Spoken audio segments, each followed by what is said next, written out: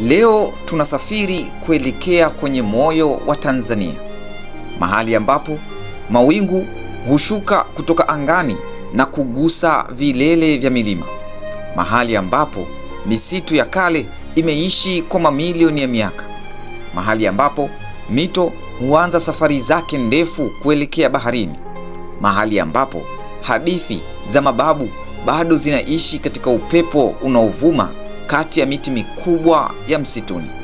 Mahali hapa ni safu za milima ya Uluguru. Kwa mtu anayefika Morogoro kwa mara ya kwanza, milima hii huonekana kama ukuta mkubwa wa kijani unaolinda jiji. Lakini nyuma ya uzuri wake kuna historia ndefu sana kuliko historia ya taifa lolote la Afrika Mashariki. Historia yake inaanza kabla hata wanadamu hawajazaliwa, kabla ya falme, kabla ya dini, kabla ya mipaka ya nchi. Milima hii ilisimama hapa wakati bara la Afrika likiwa linaonekana tofauti kabisa. Leo tutafungua ukurasa wa historia ya ajabu ya milima ya Uluguru. Karibu The Storyside.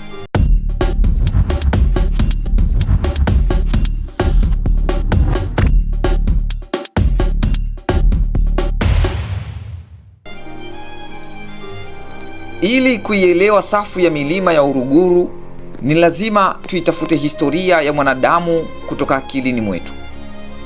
Kipindi ambacho hakukuwa na maji, hakukuwa na falme, hakukuwa na lugha, hakukuwa hata kiumbe mmoja aliyewahi kuitwa binadamu. Tulichokiona leo kama Tanzania hakikuwepo katika sura yake ya sasa. Turudi nyuma zaidi ya mamilioni ya miaka iliyopita. Wakati huo dunia ilikuwa mahali pa ajabu na pa kutisha. Mabara tunayoyajua leo yalikuwa yameungana katika makundi makubwa ya ardhi.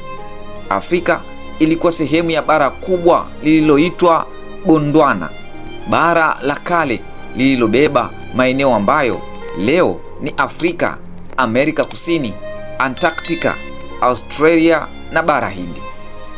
Lakini chini ya uso wa dunia kulikuwa na nguvu zisizoonekana, nguvu za moto, nguvu za magma, nguvu zilizokuwa zikisukuma mabara polepole kwa kasi ndogo kiasi kwamba hakuna kiumbe angeweza kuziona zikisonga.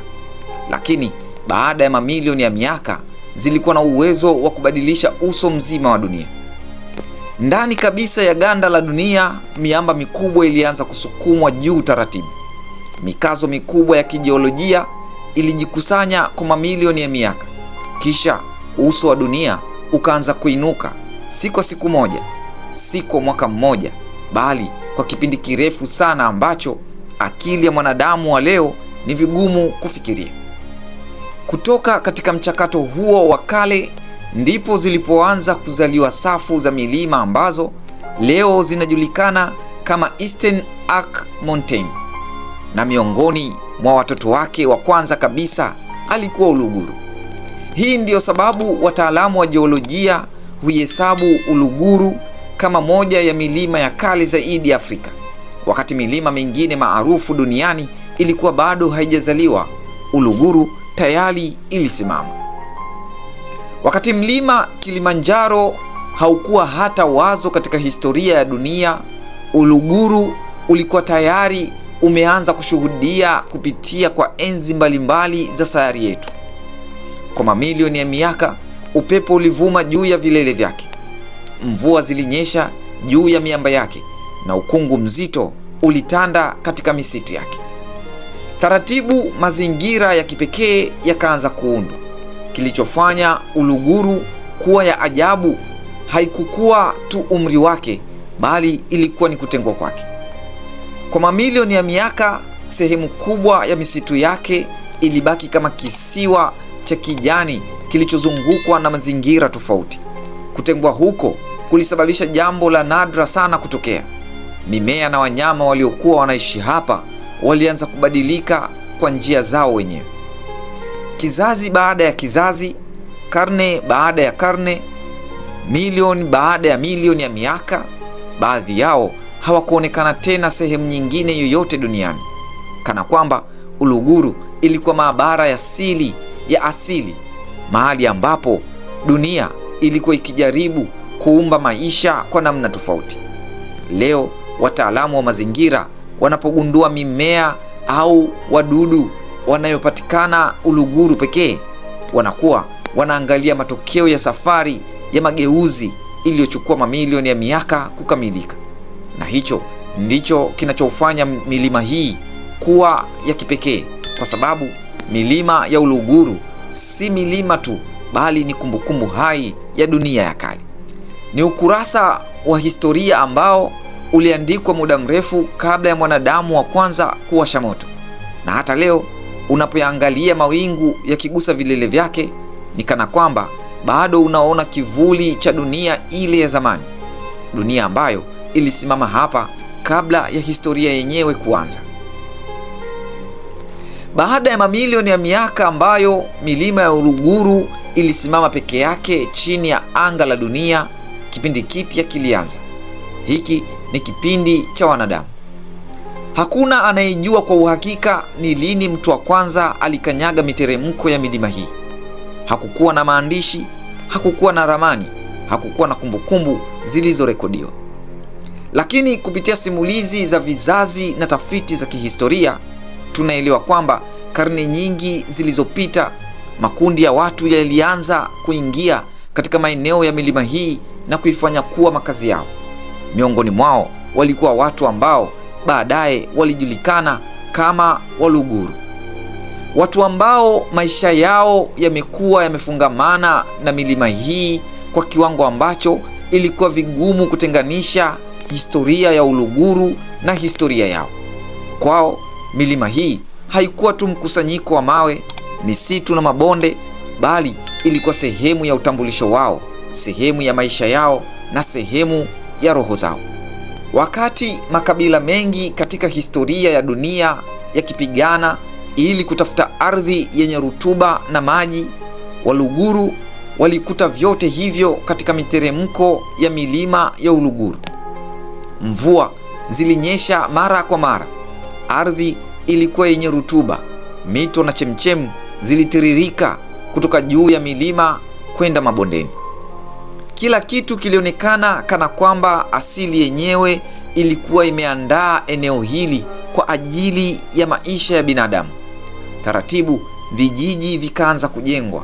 Nyumba za mwanzo zikajengwa kwa kutumia miti, nyasi na udongo wa eneo hili.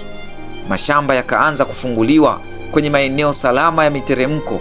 Mahindi, mtama, mihogo na mazao mengine yakaanza kustawi. Watoto wakaanza kuzaliwa, familia zikaanza kuongezeka, vizazi vikaanza kupita, na kadiri muda ulivyopita, uhusiano kati ya Waluguru na milima yao ukazidi kuwa wa kipekee. Kwa sababu hawakuiona milima hii kama sehemu ya kuishi tu, waliiona kama zawadi waliopewa na mababu zao. Katika tamaduni nyingi za kale duniani, milima mara nyingi ilihusishwa na nguvu za kiroho, lakini kwa Waluguru imani hiyo ilikuwa sehemu ya maisha ya kila siku. Baadhi ya misitu iliheshimiwa sana kiasi kwamba hakuna mtu aliyeruhusiwa kuingia ovyo.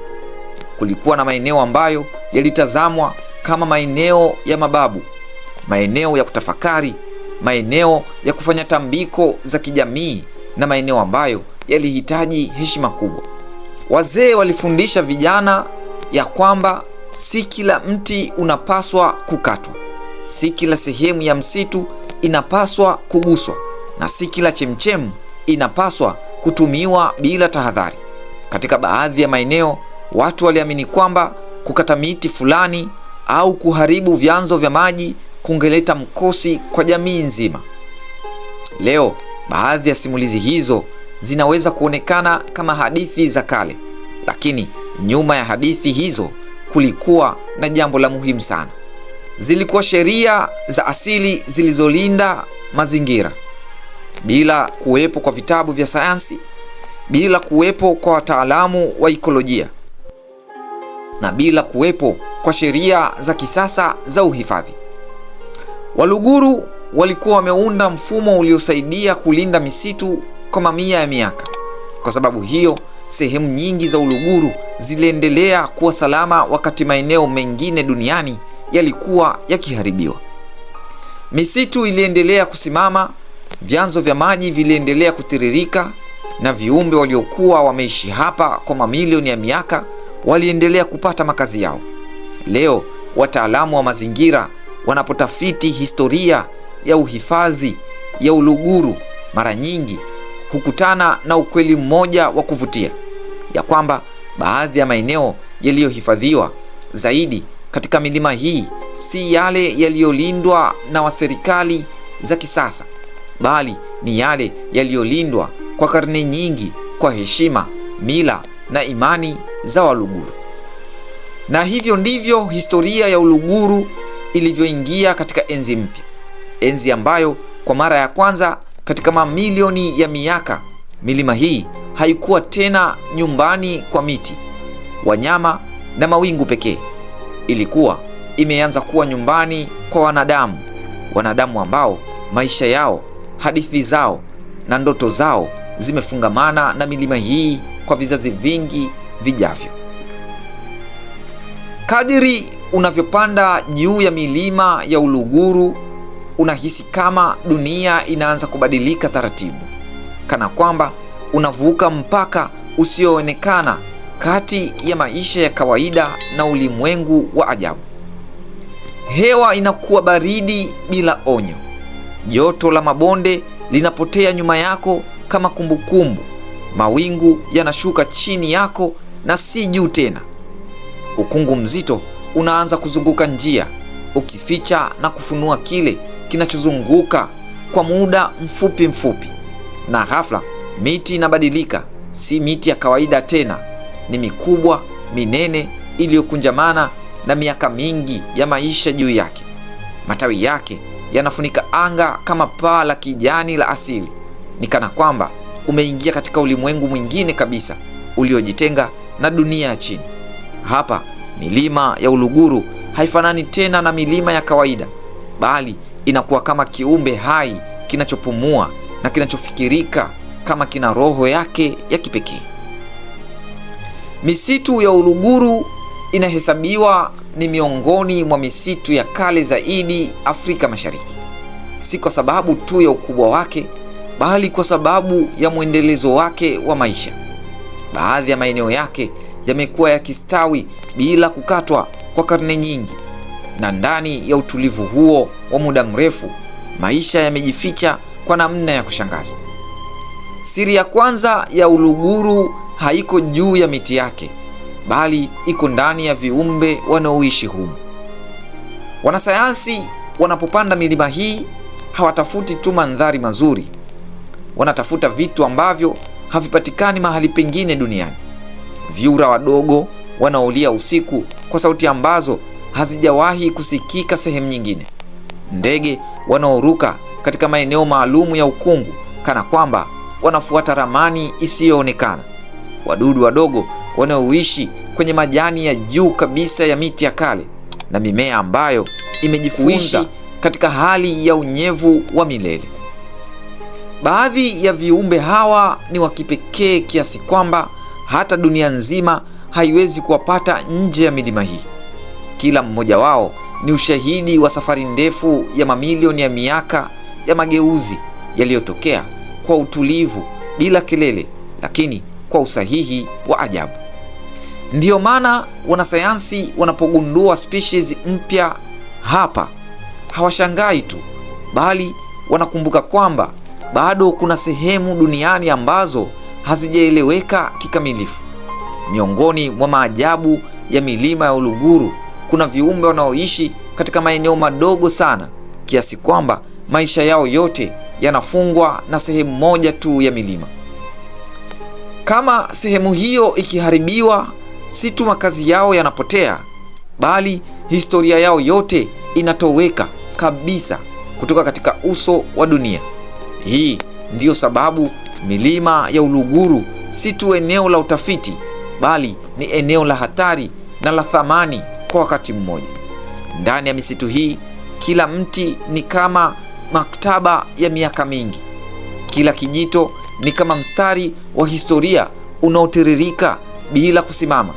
na kila ukungu unaoshuka ni kama pazia linaloficha siri ambazo bado dunia haijazigundua kikamilifu. Watafiti kutoka sehemu mbalimbali za dunia ikiwemo Ulaya, Marekani, Asia na Afrika wamekuwa wakirudi katika milima hii mara kwa mara kwa miongo mingi.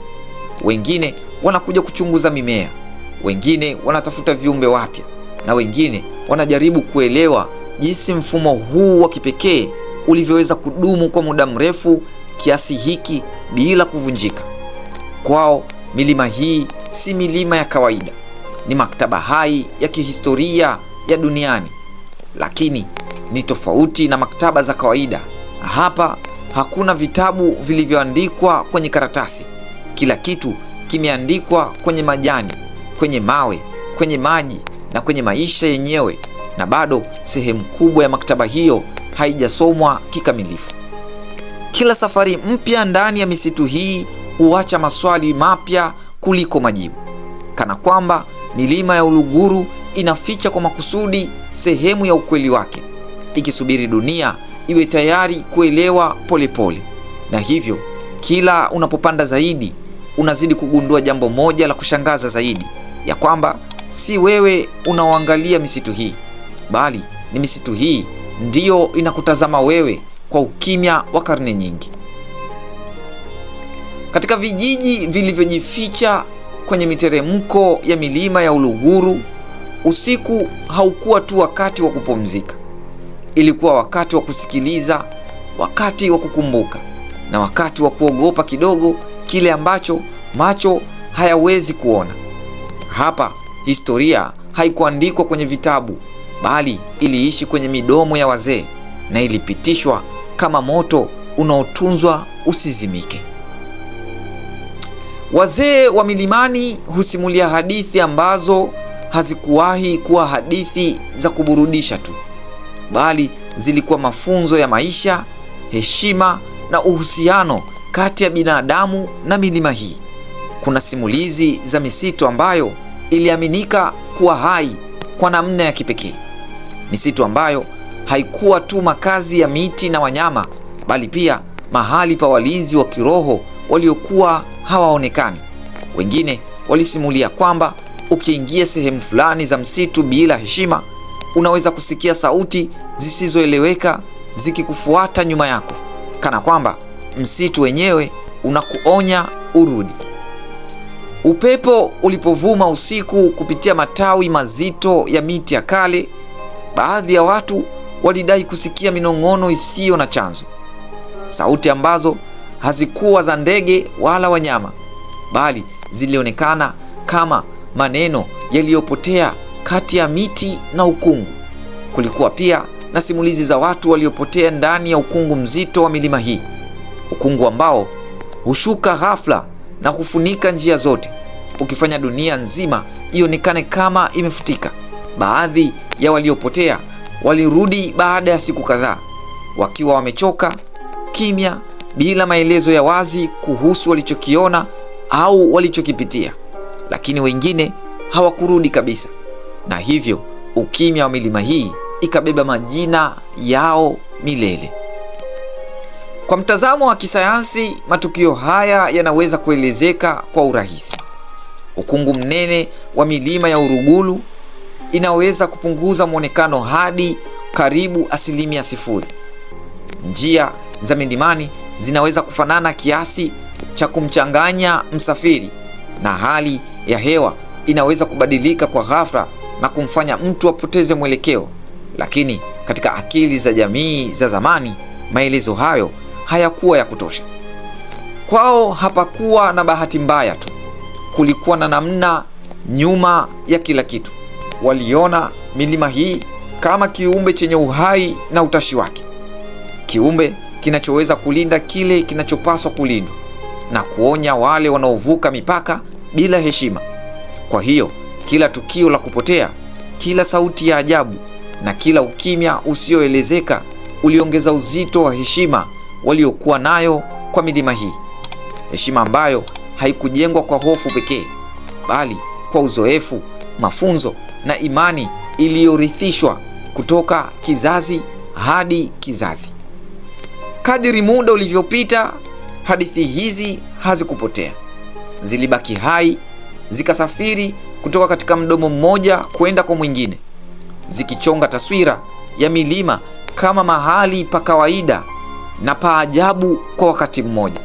Na hata leo, kila upepo unapovuma kati ya miti ya Uluguru, bado kuna wazee wanaoamini kwamba baadhi ya sauti hazijawahi kuacha kabisa kuzungumza na zipo tu zinasubiri kusikilizwa tena. Karne ya 19 ilipofika, dunia ilianza kuingia katika kipindi cha utafutaji usio na kikomo. Bahari zilivukwa, mabara yaligunduliwa upya, na maeneo ambayo hapo awali yalijulikana na wenyeji wake pekee yalikuwa sasa yanaanza kuingia katika ramani za dunia ya nje. Ndani ya Afrika Mashariki, mabadiliko haya yalifika polepole lakini kwa nguvu kubwa. Wapelelezi kutoka Ulaya, wamishonari na watafiti wa asili walianza kuingia katika maeneo ya bara hili wakitafuta maarifa, njia mpya za biashara na wakati mwingine udadisi tu wa kuona dunia ambayo haikuwa imeandikwa kikamilifu katika vitabu vyao.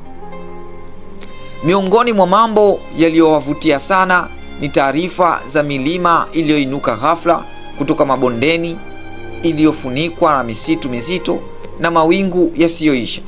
Milima ya Uluguru ilikuwa miongoni mwa maeneo hayo. Kwao ilikuwa kama hadithi isiyoaminika. Milima iliyokuwa karibu sana na joto la pwani ya Afrika Mashariki, lakini ikiwa na hali ya hewa ya baridi na ukungu mzito juu yake. Waliposafiri kutoka katika maeneo chini kuelekea milimani, walikumbana na mabadiliko ya kushangaza. Kila hatua iliyowapeleka juu zaidi ilibadilisha dunia yao ya kawaida.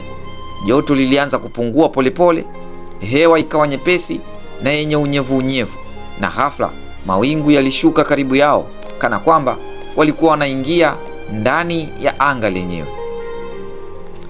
Kwa wengi wao, hii ilikuwa mara ya kwanza kushuhudia mazingira kama haya barani Afrika. Walipoendelea kupanda, walishangazwa zaidi na uzuri na utata wa mazingira haya. Misitu minene, miti mikubwa iliyokunja matawi yake juu ya njia zao, na sauti za viumbe wasioonekana zilisababisha hisia mchanganyiko za mshangao na hofu ya heshima kwa pamoja. Baadhi ya wapokezi wa kwanza wa Ulaya waliandika katika ripoti zao kuhusu milima hii kwa mshangao mkubwa. Walieleza kwamba hii haikuwa tu milima ya kawaida, bali ilikuwa mfumo wa kipekee wa mazingira ambao haukufanana na chochote walichokuwa wamekiona kabla. Kadiri taarifa hizi zilivyozidi kusambaa, milima ya Uluguru ilianza kupata nafasi katika ramani za kisayansi za duniani. Watafiti wa jiografia na wanabiolojia walianza kuona umuhimu wake si tu kama kipengele cha mandhari, bali kama eneo la kipekee lenye thamani kubwa ya utafiti. Dunia ya nje ilianza kugundua kwamba Tanzania haikuwa tu ardhi ya savana na wanyama wa porini, bali ilikuwa na milima ya ajabu iliyobeba mifumo ya maisha ya kale na ya kipekee. Ripoti hizi za mwanzo zilikuwa mwanzo wa mabadiliko makubwa katika namna milima hii ilivyoonekana duniani. Lakini pamoja na umaarufu huu, milima yenyewe imeendelea kubaki kama ulivyokuwa kwa mamilioni ya miaka. Wakati enzi ya karne ya 20 ilipoanza kuchomoza, milima hii iliingia katika sura mpya kabisa ya historia yake. Sio tu milima ya hadithi za mababu wala eneo la ajabu lililowavutia watafiti wa mwanzo, bali sasa ilikuwa sehemu ya mfumo mkubwa wa utawala, uchumi na mipango ya wakoloni. Wajerumani walipowasili Afrika Mashariki, walikuta kwamba milima ya Uluguru haikuwa tu mandhari ya kuvutia, ilikuwa chanzo cha uhai. Waligundua jambo moja muhimu sana ambalo halingeweza kupuuzwa, kitu ambacho ni maji. Kutoka juu ya milima hii, mito mingi ilianza safari yake ndefu kushuka kuelekea mabondeni.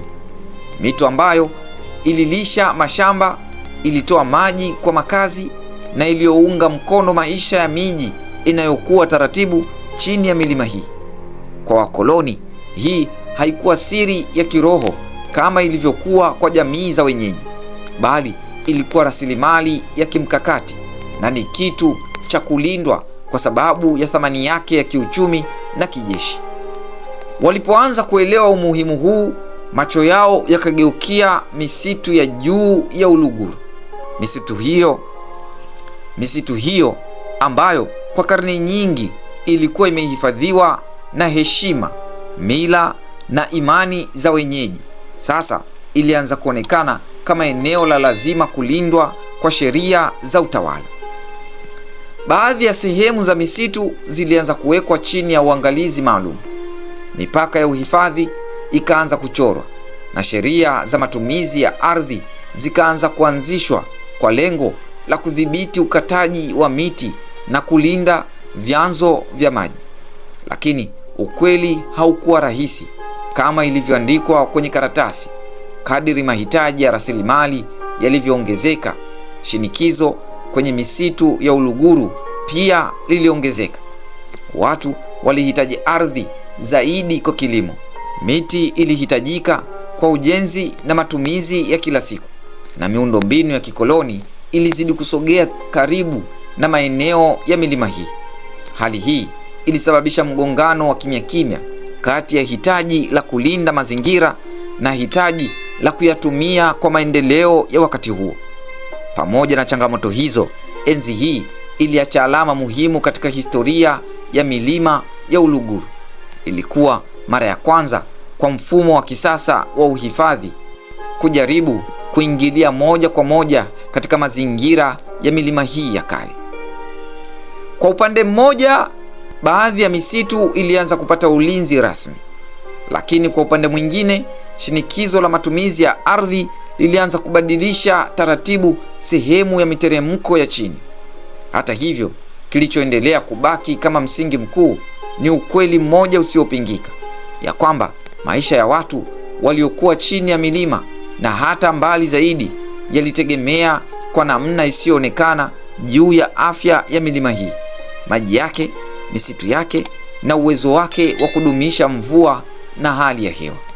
Hivyo, katika enzi ya ukoloni, milima hii haikubadilika kuwa tu sehemu ya utawala mpya, bali ilibaki kuwa moyo wa kimya kimya wa mazingira, ikibeba mzigo wa historia, mabadiliko na maisha ya mamilioni ya watu bila kelele, lakini kwa udhibiti usioyumba.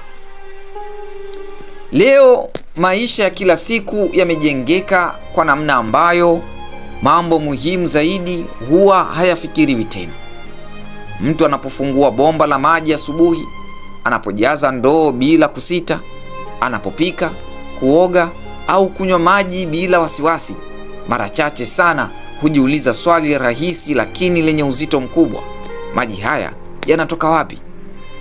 Lakini nyuma ya utulivu huo wa kawaida kuna mfumo mkubwa wa asili unaofanya kazi kimya kimya kila siku bila kupumzika, na katikati ya mfumo huo inasimama milima ya Uluguru.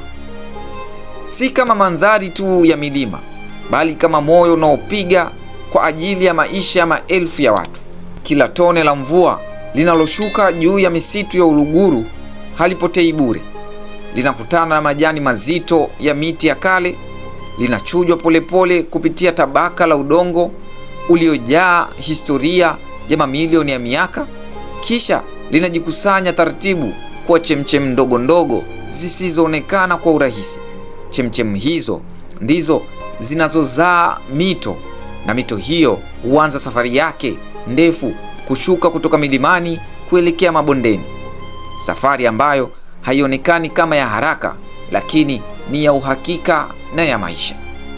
Kadiri inavyoshuka, maji hayo hugusa vijiji, mashamba, miji inayoendelea kukua, na hatimaye maisha ya binadamu yanategemea mtiririko huo kwa kimya kimya wa maji kutoka juu ya milima hii.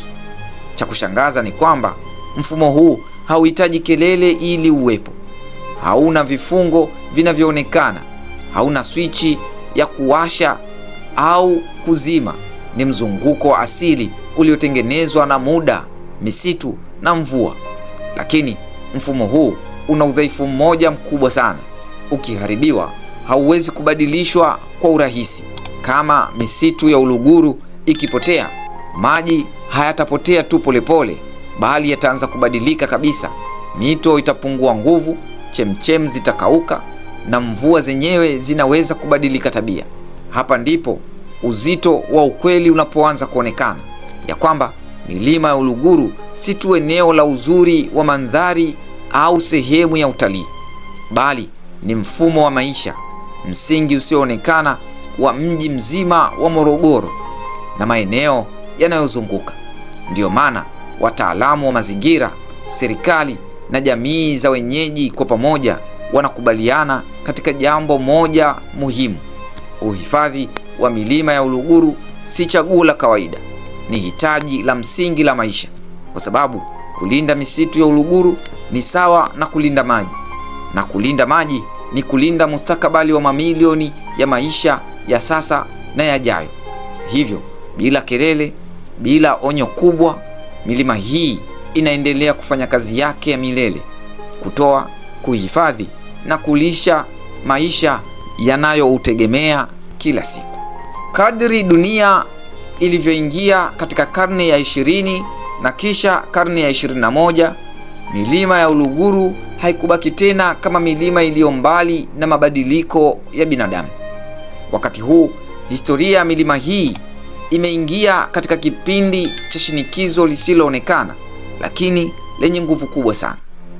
Idadi ya watu imeongezeka kwa kasi, vijiji vimepanuka, na mahitaji ya maisha ya kila siku yakaanza kushika kasi kuliko uwezo wa asili kujirejesha. Polepole, miteremko ya Uluguru ikaanza kuhisi uzito wa maisha ya kisasa. Mashamba yakaanza kusogea juu zaidi kuelekea maeneo ambayo hapo awali yalikuwa yamefunikwa na misitu minene ya kale. Ukataji wa miti ukaongezeka, mara nyingine kwa ajili ya kilimo, ujenzi au mahitaji ya nishati. Na katika baadhi ya vipindi, moto wa misitu ukaanza kuonekana kama kivuli cha hatari kinachopita kimya kimya juu ya vilima vya kijani. Kila tukio dogo lilikuwa na athari kubwa zaidi kuliko ilivyodhaniwa, kwa sababu hapa kila mti una nafasi katika mfumo mkubwa wa maji.